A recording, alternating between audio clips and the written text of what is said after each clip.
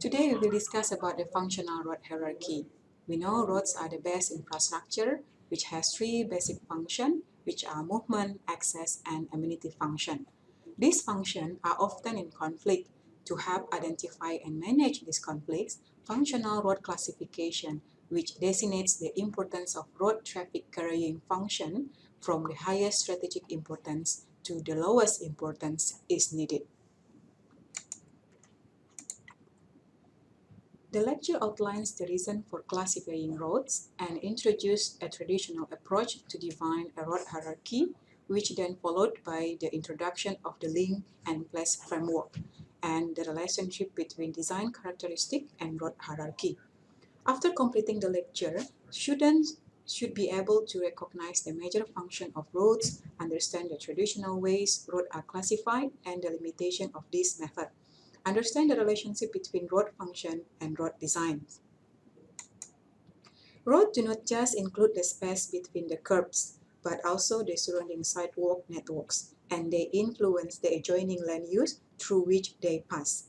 Road serves many functions. Traditionally, these functions have been classified into movement and access function. The movement function of a road regards the true movement of any mode, including motor vehicles, public transport, freight, cyclists, and motorcycles, and also the movement of pedestrians along sidewalks and at crosswalks. The access function of road regards the intersection between the transport and land use systems, which includes access to properties, driveway, parking, loading, and unloading, as shown in the picture. In recent years, there has been a shift towards actively considering the amenity function of a road or street. Amenity or place is the social function associated with the use and enjoyment of the street and land abutting on the street. The movement and access function are in indirect conflicts. Access function tend to slow movement. Conversely, a high movement function tend to make access more difficult or dangerous. To minimize the conflict, functional road classification assists in ranking the importance of road function from the highest to the lowest for traffic carrying function. The traditional functional road hierarchy system is based on the relationship between the movement and access function of a road. The figure illustrates the classical road hierarchy model that conceives a gradual transition between the movement and access function of roads. Roads higher on the hierarchy tend to prioritize the movement function over the access function. For example, freeways give the highest priority to movement and greatly restrict access through controlled interchange. Middle-order roads such as minor arterials and collectors are meant to balance the movement function against the need for access to local land use. Lower-order roads characterized by local streets prioritize local access to destination and discourage through traffic. However, movement and access are in conflict, not in balance. Much conflicts between movement and access in middle-order roads. To overcome this issue, the separate function is introduced by simplifying the road function. Here, roads are assigned to only one primary function, either movement or access.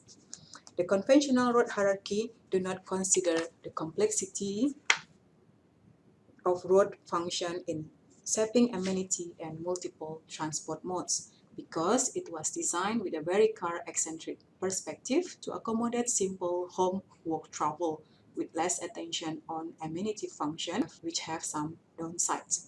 Road is more complex, and arterial roads served an important function in shaping the amenity and place value of the location they pass through and balance multiple modes. The modern road hierarchy tool called Link and Place Framework was adapted. The framework has two design objectives, which is save time and spend time, accept, manage, and attempts to minimize the conflict and to balance the needs of all users, not just cars, pedestrian, and land use. The status of road within the hierarchy is often defined In terms of road function, traffic volume, design characteristic, including design speed, average running speed, cross-section and right-of-way, and access to abutting land use. The table shows the design characteristic of various roads in terms of number of lane, speed, through traffic, and etc. For example, primary arterial has 4 to 6 lanes with expected daily traffic volume more than 40,000 with limited or controlled access to properties. In contrast, local road has 2 lanes with moderate to low traffic volume and significant access to properties. There is a belief that road type correspond to given traffic volume and design characteristic. However, road should be classified based on intended function, not just existing design or use. Classifying based on intended function only may not be the most efficient or safest use, but the actual use of road must be understood and acknowledged.